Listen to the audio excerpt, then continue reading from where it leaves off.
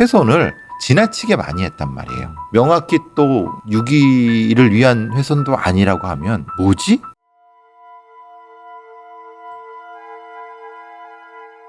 그림처럼 푸른 바다와 맑은 하늘을 품고 있어서 한국의 나폴리라고 불리는 통영. 아름다운 통영이 핏빛으로 물들여진 건 지난 2017년 4월 27일 12시 50분 신고를 받고 출동한 경찰이 한 빌라 1층 주차장 옆 창고에서 의문의 아이스박스를 발견하면서부터입니다. 아이스박스가 3개였습니다. 열어보니 각각 자루가 담겨 있는데 자루 안에는 여성의 사체가 토막이 나서 담겨 있었습니다. 도구는 전기톱이 아닌 일반 톱과 손도끼로 보고 있습니다. 당시 아이스박스에는 살인에 쓰인 것으로 추정되는 흉기들이 함께 발견됐습니다. 범인은 사체를 흉기를 이용해 머리, 흉복부, 골반 부위, 좌우 팔, 좌우측 넓은 다리, 좌우측 종아리 부위 총 9부분으로 절단해 아이스박스 3군데에 나눠 담았습니다. 얼굴이나 지문은 훼손되지 않아서 경찰은 바로 피해자의 신원을 조회했습니다. 피해자는 47살의 여성 정씨.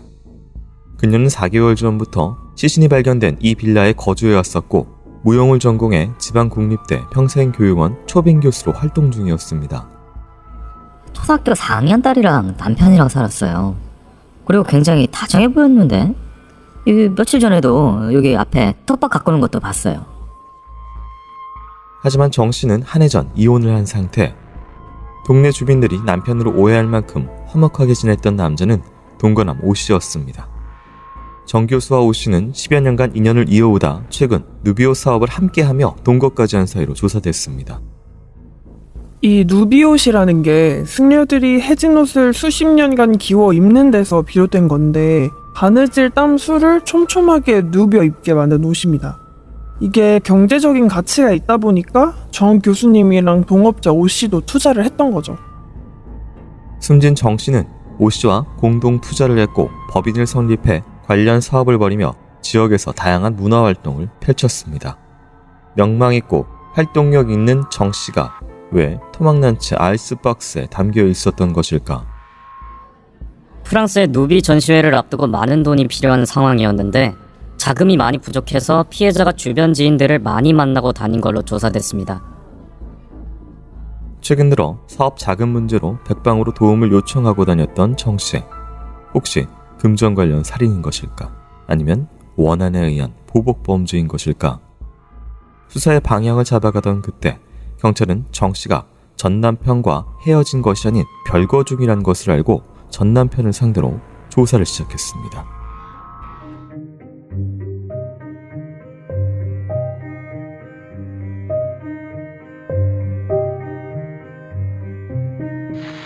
자, 오늘 사건은 2017년 통영에서 일어난 교수 토막 살인 사건입니다. 당시 통영에서 굉장히 떠들썩했지만 또 전국적으로 또 많이는 알려지진 않은 사건입니다. 사체의 그 절단 부위를 굳이 말씀드린 이유는 어디를 어떻게 절단했는지에 따라서 굉장히 또 다른 양상이다라고 교수님께서 말씀하셨는데요. 아이스박스 3개입니다. 3개에 나눠 담았고요. 절단 부위도 이렇게 나와 있는데 이것을 통해서는 어떤 걸 알 수가 있을까요? 가장 우리가 많이 보는 거는 몸통의 복부에 대한 절단 부분이에요. 이게 보통 이 사지 형태, 사지 절단은 많이 보는데 네. 흉복부라든가 또 이제 이런 부분은 굳이 절단이나 훼손을 할 필요가 있었을까? 그러니까 배꼽 위아래를 굳이 자르는 이유. 굉장히 그거는 네. 쉽지 않은 거거든요. 특히 이제 만약에 전기톱이 사용됐다고 하면은 뭐 그 힘으로. 근데 지금 이 도구는 사실 일반 톱이랑 손도끼예요. 그건 사실은 힘이 필요하고 시간이 걸리고 이 잔인한 감정이 들어가는 부분이기 때문에 이거는 유기의 편리성만으로 설명하기는 어려운데, 물론 이제 새 박스에 나눠 담기고 막 그런 부분이 있어서 그건 조금 더 그냥 일반적인 형태의 유기의 편리성을 넘어서는 것이 아닐까. 네. 근데 그걸 보여주는 거는 얼굴이나 지문이 훼손되지 않은 거예요.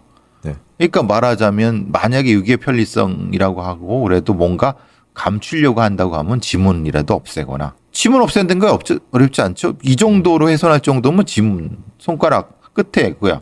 근데 그거는 안 하고 훼손에만 집중했다고 하면 네. 이거는 다른 의미가 있는데, 이 피해자를 대한 좀 과다한 네. 감정이 말 그대로 조각조각 내버린다 뭐 이런 건가요? 뭐 그런 형태이기도 네. 하고 네. 조금 감정이 많이 섞여 있는 그런 어떤 사체에 대한 훼손이 아닐까라는 생각이 들었어요. 네.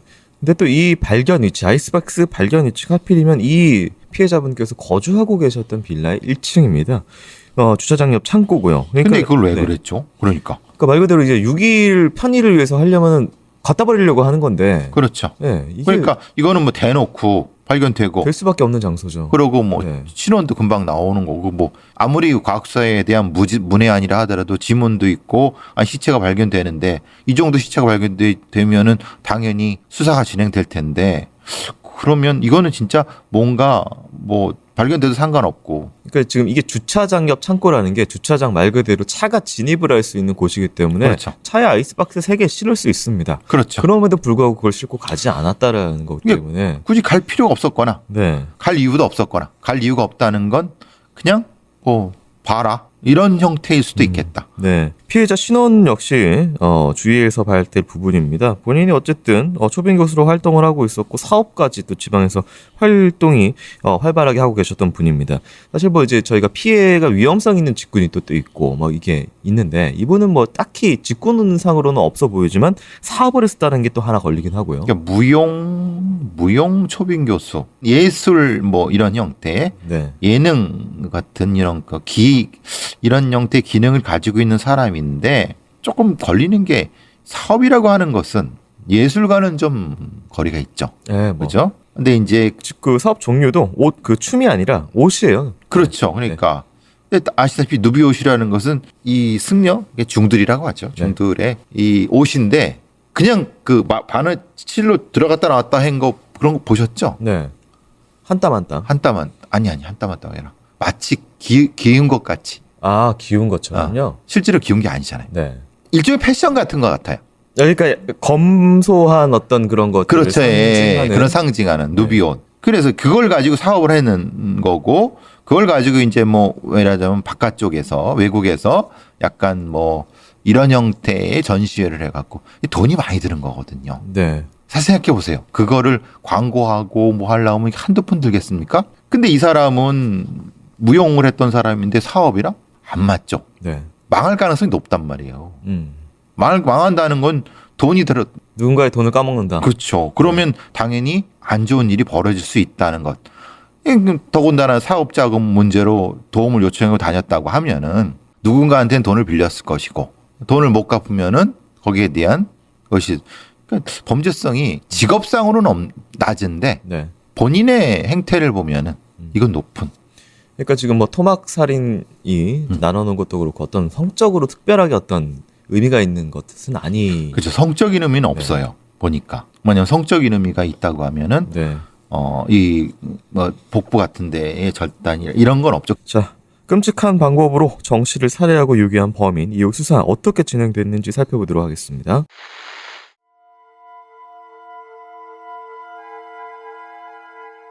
경찰은 아이스박스가 발견 3일 전인 4월 24일 이곳 창고로 옮겨졌다는 것을 확인했습니다. 피해자 정 씨의 통신 기록 등을 확인했으나 4월 20일 이후 이 폰이 사용된 생존 반응이 없는 상태. 경찰은 전 남편을 조사했으나 혐의점을 발견할 수는 없었습니다. 그런데 당시 피해자 동거를 하고 있던 오 씨가 보이지 않았습니다. 연인이 사망한 이때 그는 어디에 있는 것일까? 그때 집주인이 경찰에게 이야기 하나를 전해줬습니다. 정 교수가 같이 살던 오 씨가 이사 가겠다면서 전세 보증금 6천만 원을 돌려달라고 했어요.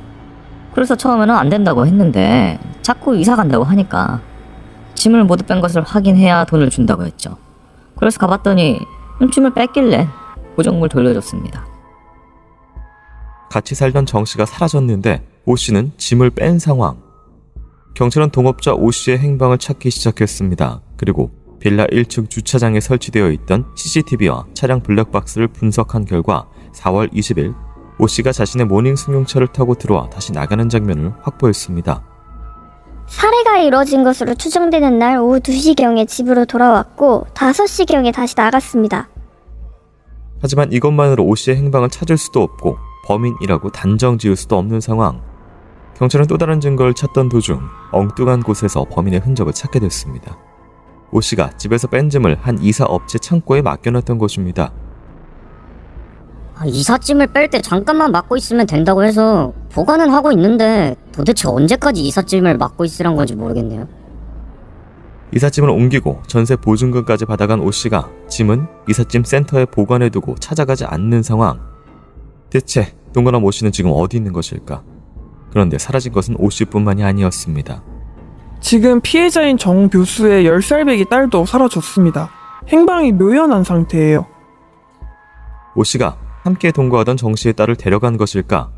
정 씨 딸의 안전이 걱정되는 가운데 경찰은 다소 불안한 정보를 입수했습니다. 오 씨가 24일 오후 1시경 톱과 도끼, 아이스박스 2개를 구입해 집으로 가지고 올라간 것을 확인한 것입니다. 그날은 아이스박스가 1층 주차장 옆 창고에서 발견된 그날이었습니다.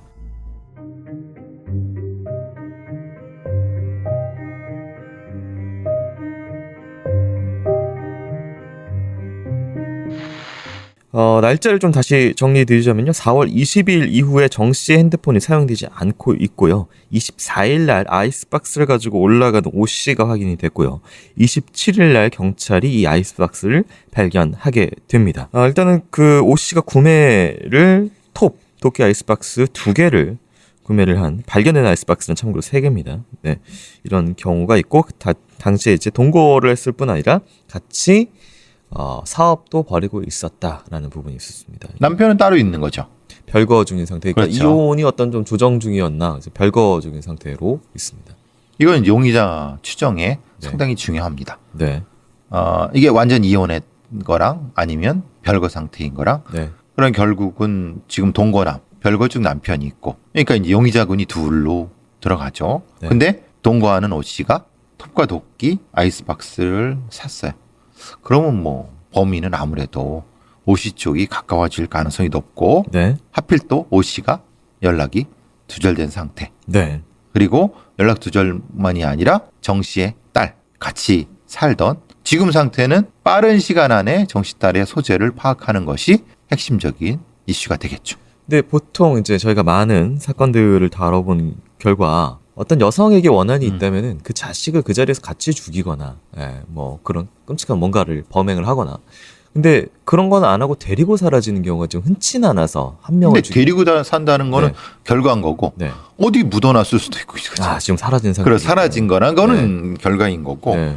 발견하지 못할 뿐이지 어디 사실 죽여서 데려갔을 수도 있기 그랬을 수 때문에. 있는 거죠. 네. 그러니까 혹시 둘 다 유기하려고 했는데 네. 딸만 먼저 하고 이 정 씨는 어떤 이유 때문에 못했다. 뭐 이렇게 설명할 수도 있는 거니까. 네. 네. 동업자 오 씨 같은 경우 동거인이기도 하죠.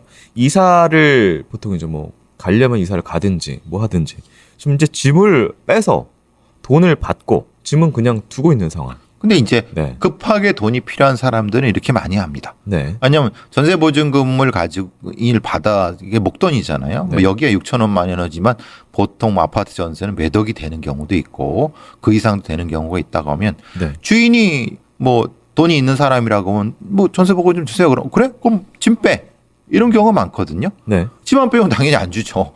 근데 그 짐이 갖다 놓을 데가 없잖아요. 그럼 네. 그래서 이제 아시다시피 이제 물류창고에 네. 이삿짐 센터에 이런 게 보관하는 경우가 많습니다. 그리고 안 찾아가고 그래서 그거 뭐 그런 경우는 뭐 비일비재하거든요. 네. 그러니까 이게 이사하려고 한 게 아니라 돈을 빨리 회수하려고. 그러니까 뭔가 이제 네. 필요하니까 네. 짐을 빼고 언제까지 보관하겠다는 얘기를 이삿짐 센터에 얘기하지 않은 거죠. 잠깐 두겠습니다. 그럼 잠깐이란 게 며칠이야? 보통 잠깐이라고 하면 어떻게 되냐면 들어갈 집과 나올 집에 잠깐, 말 그대로 잠깐이죠. 예, 그 뭐라고 하나 이사 날짜가 안 네. 맞는 경우 이렇게 경우도 네. 많거든요. 네.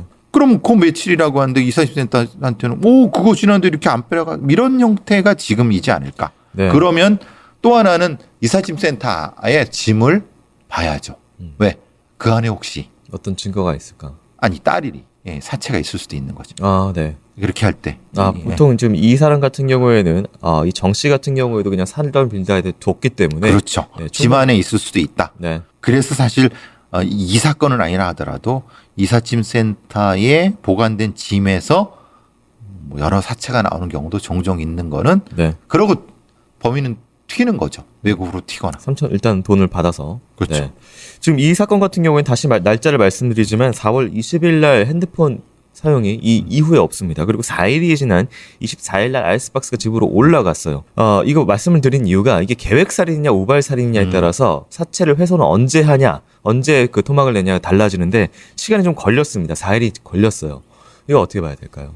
20일쯤에 살해를 하고 어떻게 할까 뭐 이제 고민하다가 이 24일 날 훼손을 어차피 톡과 도끼가 있어야 되니까 그럼 훼손은 어차피 24일 이후인 거예요. 24일이겠죠. 그러면 여기서 중요한 거는 살해는 언제 했을까? 그럼 20일 날쯤에 생존 반응이 없는 상태이기 때문에 그때쯤 되지 않았을까?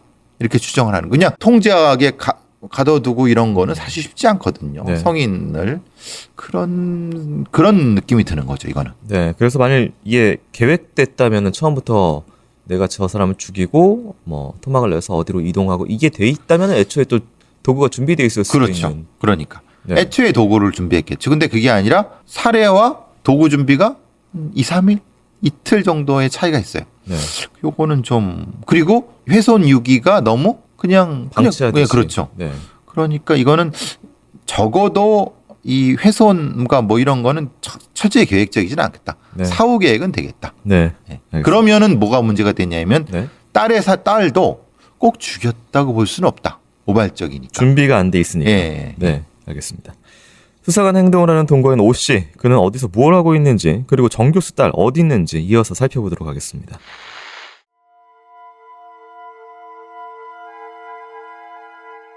사라진 딸은 오 씨가 데리고 간 것일까? 아이에게 무슨 일이 생긴 건 아닐까? 많은 우려가 있었지만 주변 사람들의 증언에 따르면 오 씨와 정 교수의 딸은 사이가 좋았다고 했습니다. 왜냐하면 정 씨의 딸은 오 씨의 친딸로 알려졌기 때문입니다. 아니 10년 전에 두 사람이 만났었는데 정 교수가 유전자 검사지를 보여주면서 10살 난 딸이 실은 오씨 친딸이라고 그랬다는 거예요. 이미 전처 사이에 아들이 있었던 오 씨. 정 씨의 딸이 자신의 딸이라는 증거 앞에 그는 정 씨 딸을 자신의 친딸로 인정하며 잘 대해줬습니다. 하지만 그와 반대로 정 씨와의 사이는 악화 일로를 걷고 있었습니다. 주변의 증언에 따르면 동업자이기도 한 오 씨와 정 씨는 돈 문제로 다툼이 있었습니다. 특히 사업 자금을 대주던 오 씨는 사업 자금이 점차 눈덩이처럼 늘어나자 부담감을 느꼈다고 했습니다. 이 오씨가 누비 사업을 시작을 하면서 남동생이랑 아들까지 함께 사업에 뛰어들게 했었어요. 한마디로 인생을 전부 다 건 거죠. 근데 자금이 여의치가 않으니까 어머니 노후 자금까지 사업에 투자한 걸로 알고 있어요. 전 재산을 투자하고 가족까지 정 씨 사업에 동참시켰지만 수익이 좀처럼 나지 않아 갈등이 심화됐다는 증언. 거기에 또 다른 갈등 원인은 정 씨의 남자 관계였습니다. 오 씨가 정 교수의 행동을 의심했던 것 같아요. 아무래도 사업 확장을 하려면 정 교수가 사람들을 만나고 다녀야 하는데 그 부분을 오 씨가 싫어해서 자주 말다툼을 한 걸로 조사됐습니다. 눈덩이처럼 불어난 자금난, 그리고 정 씨의 외도 의심이 더해지면서 두 사람의 관계는 최악으로 치달았고 말다툼도 많았다고 주변 사람들은 말했습니다. 그런데 그때 정 씨의 딸을 서울의 한 커피숍에서 찾았다는 제보가 들어왔습니다. 오 씨가 직접 정 씨의 별거 중인 남편에게 전화를 해왔다고 했습니다. 자신의 지인이 딸을 맡아서 잘 돌보고 있고 서울에 있는 모 커피숍에 맡겨놓을 테니 데려가라는 연락이었습니다. 그리고 별거 중인 남편과 통화하면서 오 씨는 자신의 범죄 행위까지 자백했습니다. 당신 아내를 죽였다라는 고백. 오 씨의 알 수 없는 행동 변화는 왜 일어난 것일까? 제보를 받은 수사팀은 서울의 커피숍으로 향했습니다. 그곳엔 정 씨의 딸이 앉아 있었습니다. 정 씨의 딸은 무사히 찾았고 이제 달아난 오 씨를 추적할 차례. 경찰은 오 씨가 범행 후 휴대전화를 끈 채 하남시와 구리시 등 수도권의 숙박업소 등지를 전전하며 경찰의 추적을 피해 도피 중인 것을 확인했습니다. 경찰이 오 씨의 행방을 뒤쫓는 중 새로운 사실 하나가 더 밝혀졌습니다. 오 씨는 유전자 검사지만 보고 자기 친딸인 줄 알았다고 했어요. 아니 어느 누가 그걸 보고 안 믿겠어요? 아 근데 알고 보니까 그 검사 결과 서류를 위조한 거였어요. 정 씨는 가짜 유전자 검사지를 만들어 딸의 아빠가 오 씨라고 속였던 것입니다. 그녀는 왜 이런 짓을 벌인 것일까? 그 여자가 골프채도 세트로 몇 개씩 있고 명품에 차도 외제차로 바꿔달라고 얼마나 형을 들들 볶았는데요. 형에게 카드까지 돈 다 빼라고 했어요. 그 누비 사업체도 전부 형 돈으로 한 거예요. 3억 전부요.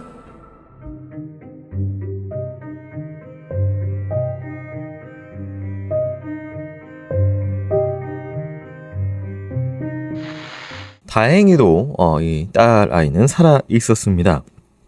근데 이제 이 알려지게 된 게 본인이 직접 얘기를 했어요. 그리고 무사히 데리고 있었고 그 벌거 중인 남편에게 직접 범죄 사실까지 고백을 한 것이거든요. 이게 앞서서 뭐 이제 유기를 치밀하게 안 한 것은 내가 안 걸리고 도주를 하겠다라는 이제 명확한 의사가 좀 덜해 보이는 것하고 좀 상관이 있을까요? 그러니까 이거는 오 씨가 네. 딱히 뭐 자기의 범죄를 회피하기 위해서 네. 딱히 했다고 할 수 있는 뭐 완전하게 그러면 다른 형태로 도주를 하거나 뭐 이렇게 했어야 되는데 그것도 아닌 상태에서 어정쩡한 형태의 네. 도주 행각을 했었고 딸 부분은 분명히 알았겠죠?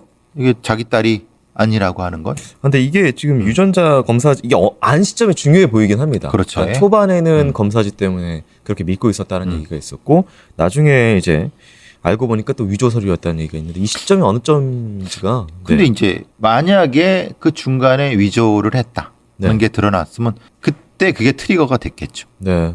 지금 이제 오 씨 가족의 얘기대로라면 이 정 씨는 사실 오 씨의 돈으로 사업을 한 거죠. 사업을 한 거죠. 사실 뭐 이런 사업은 하면 안 되죠. 뭐 이게 전망이 있었다 하더라도 부모, 남동생, 아들까지 다 털어갖고 하면은 이건 진짜 같이 망하는 겁니다. 이런 사업은 하면 안 되는 거고. 이 오 씨 가족들의 돈이 다 들어갔다라는 사실 자체는 판결문에 확인은 됩니다. 그렇죠. 네. 예. 그 상황에서 그 딸은 오 씨 딸이니까 딸을 위해서라도 사업이 성공해야 되지 않느냐라고 정 씨가 했다고 얘기를 하면은 그렇지. 이렇게 돈을 많이 투자한다 하더라도 감내했다. 근데 내 딸이 아니네? 날 털어먹기 위해서 계속 나한테 사기쳤네? 라는 생각이 들었다고 하면은 이거는 급격한 방아쇠가 되겠죠. 네. 확 되겠죠. 그런데 여태까지 자기 친딸로 알고 있었던 아이를 죽일 수는 없잖아요. 감정적으로 그렇죠. 힘들었죠. 감정적으로. 네. 여태까지. 그래서 고민을 많이 했던 흔적이 나오는 것이 아닐까. 이걸 죽여 살려라고 생각했을 수도 있겠다. 그러니까 그러니까 놓고 간 거면은 내가 복수의 감정에 누구는 죽였지만 얘는 사실 감정이 없으니까 굳이 끌고 갈 이유는 없는데 복잡한 심경에 일단은 그렇죠. 네. 그럼 감정선상의 연결은 되는 것 같아요. 네. 그러니까 그것이 트리거가 됐을 수 있겠다. 자, 이제 범인은 오 씨로 드러났고 구체적으로 왜 살해했는지 범죄의 동기 그리고 체포됐는지를 확인해 볼 시간입니다. 수사 상황 들어보도록 하겠습니다.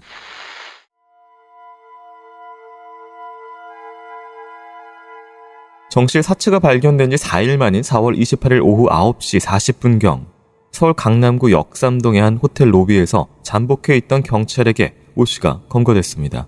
그리고 시작된 경찰 조사에서 오 씨는 우발적인 범행임을 강조했습니다.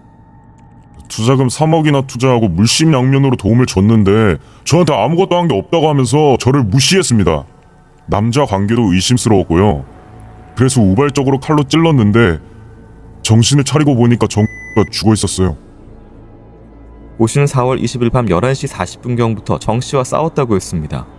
늦은 귀가에서 시작되어 남자 관계를 의심하던 추궁을 하던 중 피해자가 오 씨를 무시하는 태도로 보여 옆에 있던 휴대폰으로 수차례 폭행 후 부엌으로 가 20cm 길이의 식칼을 가져왔다는 오 씨. 계속해서 남자 관계를 추궁하다가 정 씨의 우측 가슴과 오른쪽 견갑부 안쪽 2곳, 우측 옆구리 2곳 등을 찔러 그 자리에서 실혈 싸게 만들었습니다. 피해자를 살해한 직후 짐을 빼고 전세 보증금 6천만 원을 받은 오 씨는 정 씨의 딸을 데리고 서울로 달아났습니다. 딸은 자신의 지인에게 맡긴 뒤 24일 다시 통영의 집으로 돌아온 오 씨. 피의자는 24일 다시 집에 들러서 안방에 있던 정씨 사체를 화장실로 옮긴 후에 톱과 도끼로 사체를 절단하고 아이스박스 3개에 각각 나눠 담았다고 했습니다. 전세 보증금을 돌려받기 위해선 짐을 빼야 했고 짐을 빼기 위해선 이삿짐 센터를 불러야 했는데 사체가 발각될까봐 사체를 토막 내 아이스박스에 담았다고 진술한 오 씨. 피해자의 딸을 전 남편에게 인기한 이유에 대해서는 아이가 자꾸 엄마를 찾아 어쩔 수 없이 아이의 아빠와 통화를 하게 해주었고 그 과정에서 친부에게 자신의 잘못을 털어놓게 됐다고 했습니다. 만약 아이를 계속 데리고 있을 경우 납치 혐의까지 적용될까 두려워 아이를 커피숍에 놔뒀다는 오 씨. 그는 이 모든 과정을 덤덤하게 털어놨다고 했습니다. 하지만 조사 결과 그의 말과 행동에 미심쩍은 부분이 발견됐습니다. 피의자는 전 남편에게 딸을 데려가라고 하면서 금전을 요구했습니다. 그리고 피해자를 살해 후 법인 돈을 빼간 것으로 드러났습니다. 오 씨가 이미 전세 보증금뿐만 아니라 정 교수와 공동으로 설립한 사단 범인의 인감 도장을 무단으로 날인해 은행에서 4,200만 원의 동업자금을 빼돌린 것도 추가로 밝혀졌습니다. 오 씨가 가져간 돈만 대략 1억 원. 정 씨 남편에게 전화할 때 자신도 죽으려 한다고 했던 오 씨. 그런 그가 급하게 전세 보증금 및 법인 자본금을 찾은 이유는 무엇일까? 여기까지 일을 저질렀는데 저는 그냥 죽으려고 했어요. 근데 남아있는 친아들이 불쌍해서 아들놈 결혼 자금이나 해주고 죽으려고 했습니다.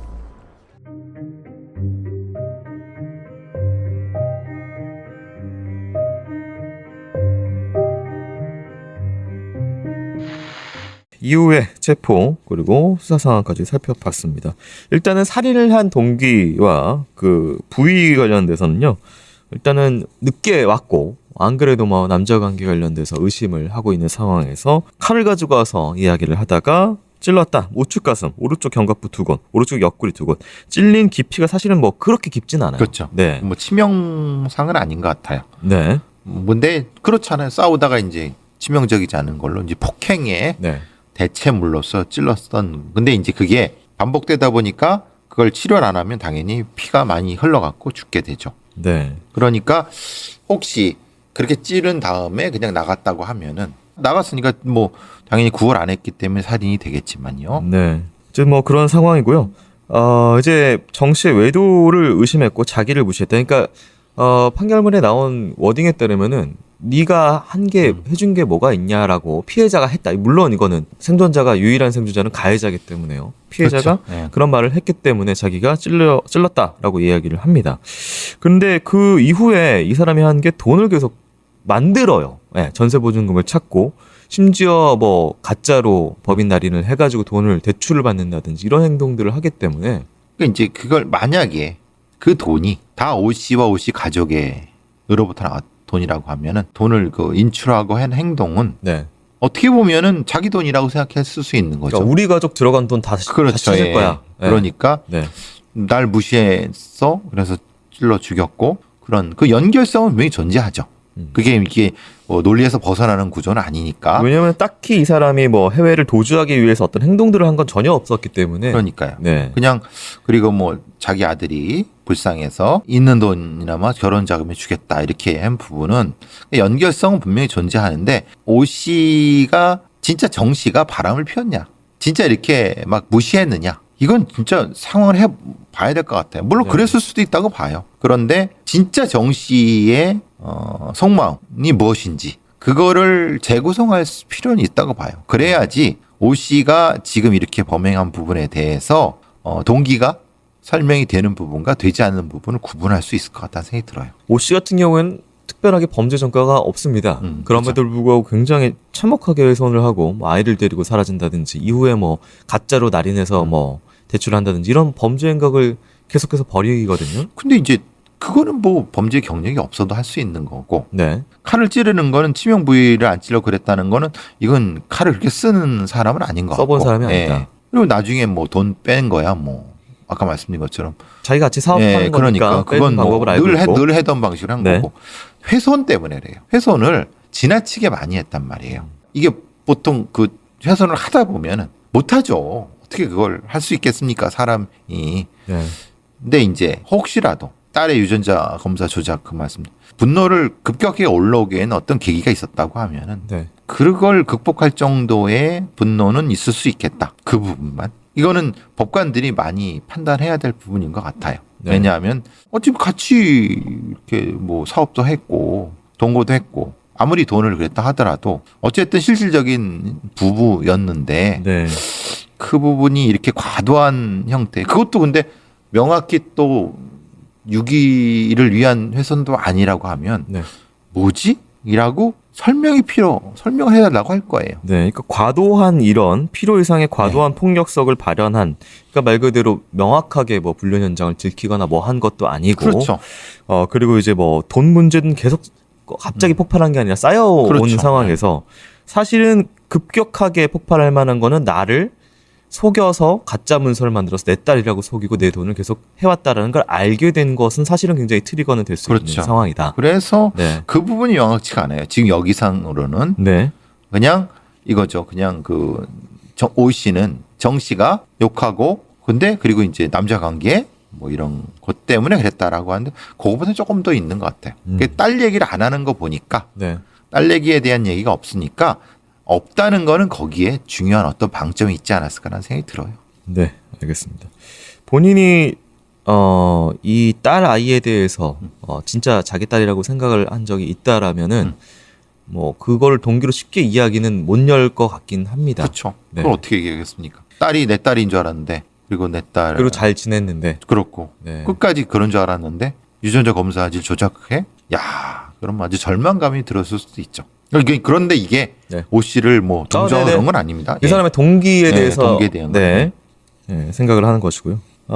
당시 이제 판결에 대해서 좀 살펴보도록 하겠습니다. 인간의 생명과 존엄성은 어느 누구도 함부로 처분할 수 없는 절대성을 지닌 것으로 이를 침해하는 행위는 결코 용서될 수 없다. 그런데도 피해자를 살해하고 그 사체를 손괴한 방법은 매우 잔인하고 피해자의 인격에 대한 최소한의 존중도 찾아볼 수 없다. 이는 생명의 존중이라는 우리 사회의 기본적인 가치관을 훼손하고 사회 공동체의 결속을 현저히 저해하는 중대한 범죄이다. 사회로부터 영구히 격리시키는 중형에 처할 필요가 있다고 판단돼 무기징역을 선고한다.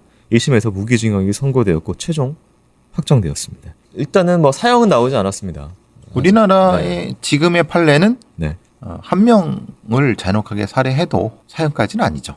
뭐 최고 형량이 무기징역이니까 지금의 판례에 맞게는 되는 것 같아요. 근데 그렇다고 해도 너무 과도하죠. 너무 잔인하죠. 훼손한 거는. 이거는 사실 정씨 측 유족 입장에서는 용서하기 어렵죠. 네.